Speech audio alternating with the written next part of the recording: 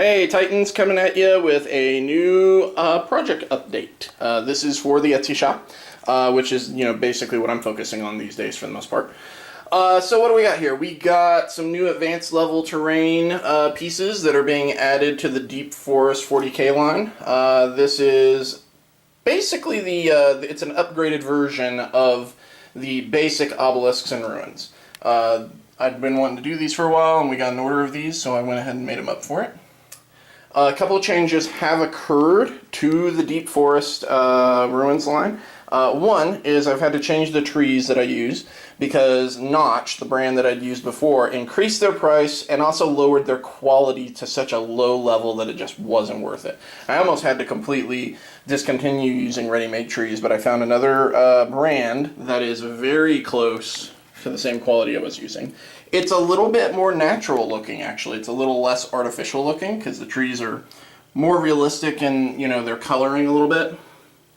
Because the old Notch ones were very bright or very dark. The only thing that is a little bit different that I like the Notch ones better for is the pines on the Notch ones looked a little bit better. But for tabletop gaming, these look great. And they also have like these really tiny ones that are really good for squeezing into like little spots right there. Whereas the Notch ones only had like the medium and the tall ones. And then you got like one that was maybe almost twice the size of that tiny one there. Some other changes also, they're minor, but I've switched from using craft paints on these to all latex paints. And that's house paint. And the reason why is honestly just because the craft paints are getting more expensive and they're starting to discontinue colors at times, and I'm finding it very, very frustrating. So I've started switching over my big paints, stuff like, the base gray that I use for this is now all switched over to latex, because it's just, you got a gallon of it and you never run out, or when you do run out, like, I just ran out of the base gray that I use for this, and it's the first time I've run out in 2 years. So, pretty happy about that.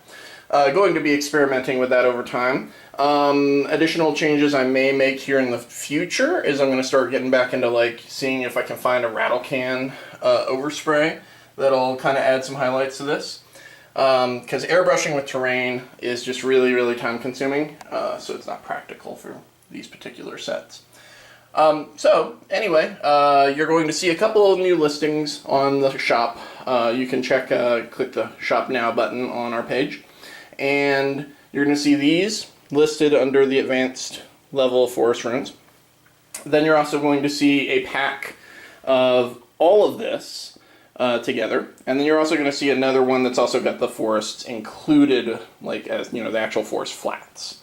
So there'll be a couple new listings to variate it up, and I'm also going to be putting out in the next 2 weeks or so, I'm working on it right now, a blasted warzone version of everything. So no forests, no trees, just like completely blasted debris, all that cool stuff. I'll still have the rocks because I really like the rocks, and I feel that they are just, they make the set look interesting. You can also kind of take a look there, and there. I like because, they're resin cast and they give it a little weight as well.